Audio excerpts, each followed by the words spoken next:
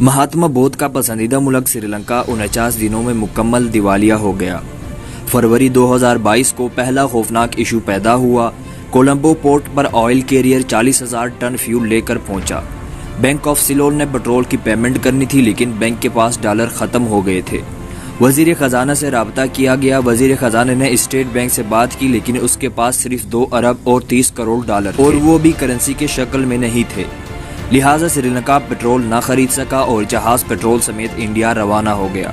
ये श्रीलंका की दिवालियापन का स्टार्ट था और फिर देखते ही देखते महात्मा बुद्ध का पसंदीदा मुल्क 49 दिनों में मुकम्मल दिवालिया हो गया और श्रीलंका ने 12 अप्रैल को खुद को दिवालिया डिक्लेयर कर दिया।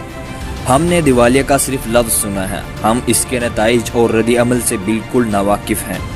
मैं लोगों को अक्सर ये कहते सुनता हूँ, हम अगर दिवालिया हो भी गए तो क्या फ़र्क पड़ता है। श्रीलंका में भी ऐसे लाखों लोग थे, ये भी हुकूमत को कहते थे हम अगर दिवालिया हो भी गए तो क्या फ़र्क पड़ता है। लेकिन आज सबसे ज़्यादा यही लोग रो रहे हैं। सड़कों पर मुजाहरे हो रहे हैं और सरकारी दफ्तरों और एहलकारों को निशाना बनाया जा रहा है। मगर ये एहलकार और सरकारी महकमे अब क्या कर सकते हैं। पूरा मुल्क इस वक्त टूटी हुई कश्ती की तरह समंदर में हचकोले खा रहा है और पूरी दुनिया में उसे बचाने और सहारा देने वाला कोई शख्स मौजूद नहीं है। आप अगर दिवालियापन को समझना चाहते हैं तो आप चंद मिसालें देख लें। श्रीलंका को 3000 मेगावाट बिजली चाहिए होती है, जबकि बिजली पैदा करने की सलाहियत 4000 मेगावाट है। लेकिन 80% बिजली थर्मल पावर प्लांट से पैदा होती है और ये प्लांट्स डीजल, फ्रेंच ऑयल और कोयले पर चलते हैं। इनके लिए डॉलर्स चाहिए और श्रीलंका के पास डॉलर्स नहीं है। लिहाजा पावर प्लांट्स बंद हैं और नतीजे में मुल्क में रोजाना 7.5 घंटे लोड शेडिंग होती है। सुबह 8 बजे से 1 बजे और शाम 6 से 8:30 बजे तक पूरे मुल्क में बिजली नहीं होती और लोड शेडिंग की वजह से टेलीविजन, मोबाइल फोन सर्विसेज, दफ्तर, स्कूल, अस्पताल, रेस्टोरेंट, चाय खाने और होटल बंद हो जाते हैं। ये सुनकर हमारे जहन में सवाल आएगा, ये इदारे अपने जनरेटर्स क्यों नहीं चला लेते। ये चला सकते हैं, लेकिन generators diesel, petrol, French oil, gas और कोयले से चलते हैं और ये सहूलतें इस वक्त मुल्क में मौजूद ही नहीं हैं। बिजली की बंदिश से ट्यूबवेल्स और पानी की मोटर्स नहीं चल रही, चुनाचा पूरे मुल्क में पानी और सीवरेज दोनों बड़े बहरान बन चुके हैं। पेट्रोल न होने की वजह से पब्लिक ट्रांसपोर्ट भी बंद हो चुकी है और रेल सर्विस भी, जाती गाड़ियां भी गिराजों में खड़ी हैं। बच्चों के इम्तिहानात मनसूख कर दिए गए हैं क्योंकि एजुकेशन बोर्ड्स के पास इम्तिहान की कॉपियां और सवाल छापने के लिए कागज ही मौजूद नहीं है।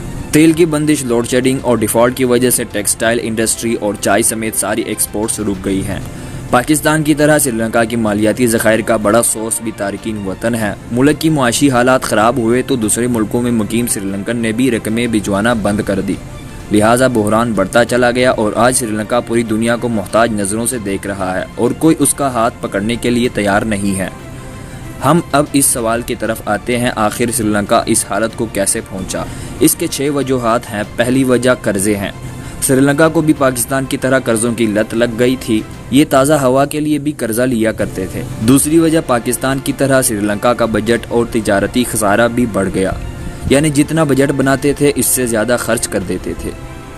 तीसरी वजह, श्रीलंका में हमारे PIA और स्टील मिल की तरह 502 ऐसे सफ़ेद हाथी थे जिन पर बजट का 20% हिस्सा खर्च हो जाता था। चौथी वजह, श्रीलंका की ट्रेड पॉलिसी बनी।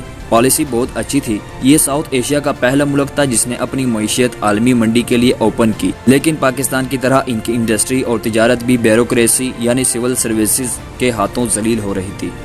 पांचवी वजह, श्रीलंका मुसलसल 26 साल खल्फिशार और खाना जंगी का शिकार रहा। तमिल टाइगर्स ने 1983 में जंग शुरू की और ये 2009 तक मुसलसल लड़ते रहे। छठी वजह, श्रीलंका में तालीम बहुत है लेकिन पाकिस्तान की तरह अमली तालीम न होने के बराबर है। श्रीलंका की मिसाल देखकर हम ये बात अब समझ लें कि दुनिया में कोई कौम कुदरत की फेवरेट नहीं होती।